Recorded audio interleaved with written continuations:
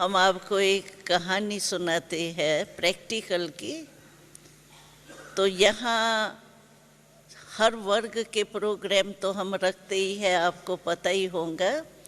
तो एक बारी हरिद्वार के महामंडलेश्वरों को निमंत्रण देके यहाँ बुलाया था। कोई 17-18 के करीब महामंडलेश्वर, दूसरे तो छोटे छोटे होते हैं, लेकिन महामंडलेश्वर आए थे। तो एक जो महामंडलेश्वर आया था उसने कहा, तो मुझे शक्य है तो ये जवान जवान भाई बहनें यहाँ रहते हैं, साथ रहते हैं और वहाँ भी घरों में भी रहते हैं, आप कहते हैं पवित्र रहते हैं, मुझे थोड़ा सा शक्य पड़ता है। अभी शक्य पड़ता है वो तो हम तो अनुभव ही सुना सकते हैं और क्या करेंगे। तो उसने कहा मेरे को एक परमिशन चाहिए। कौन सी? कहा मैं सोते हुए भी पहचान लेता हूँ कि ये पवित्र है या नहीं, इसलिए मुझे एक छुट्टी दो तो मैं रात्रि के टाइम जब सब सोए हुए होंगे ना, उस समय मैं चक्कर लगाऊं, क्योंकि रात को तो कोई पैरे वाले होते आ नहीं सकते हैं ना। तो उसने छुट्टी ली दादी से। दादी ने कहा कोई हर्जा नहीं, हमको डर थोड़ी है, भले चक्कर लगाए, इसमें क्या है। तो उसको छुट्टी दी गई, तो भले चक्कर लगाए।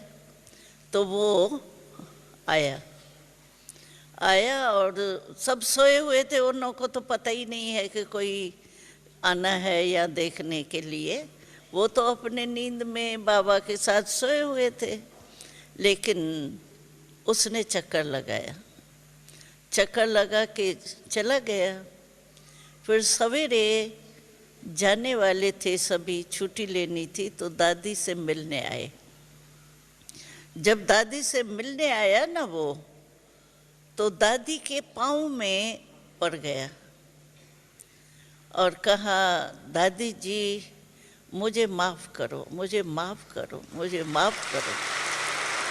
तो दादी ने कहा हम तो यहाँ पाँव में पड़ने के हम तो बरखिलाफ है इसके, तो पाँव में क्यों पड़ते हो, ऊपर बैठो बात करो। कहा दादी, फिर उसने सारी अपनी कहानी सुनाई, कैसे मैं रात्रि को। कहा अभी मैं देख करके समझता हूँ कि आपकी नॉलेज बहुत बढ़िया है और आप पवित्रता के लिए जो कहते हैं, तो हमने देखा सचमुच पवित्र आत्माएं है। तो ये मैंने देखा ना, तो मेरे को जो संशय उठा कि पता नहीं ये पवित्रता होती है या नहीं होती है, वो मेरा आज ख़त्म हो गया। दूसरी बात कही तो दादी जी मुझे माफ़ करना, मैंने जो पाकिस्तान में पहले हम गए थे, हैदराबाद से कराची में चेंज हुए थे, तो वहाँ एक पिकेटिंग की थी, महात्माओं ने की थी। तो कहता है दूसरी गलती मैंने ये की है, जो शुरू से लेकर के मैं आपके एंटी रहा हूँ। यानी उस मीटिंग में भी जो पाकिस्तान में हैदराबाद कराची में हुई थी, उसमें भी मैंने आप लोगों के आगे बहुत गालियाँ दी। और फिर बाद में कुंभ के मेले हमारे जहाँ तहाँ लगते हैं, तो कहता है कि मैं आप लोगों का माइक चलता था, आपका ज्ञान का चलता था, और मैं सामने ही माइक लगा करके गालियाँ देता था आप लोगों को। तो मैंने बहुत गलती की है, इसीलिए मुझे माफ़ कर लो, मैं अभी कभी भी गालियाँ नहीं दूंगा और मुझे निश्चय है कि यहाँ पवित्रता की शक्ति है। तो देखो कितने भी बड़े महामंडलेश्वर हो, लेकिन कोई की ताकत है ऐसे पवित्र बनावे, दूसरे को भी बनावे।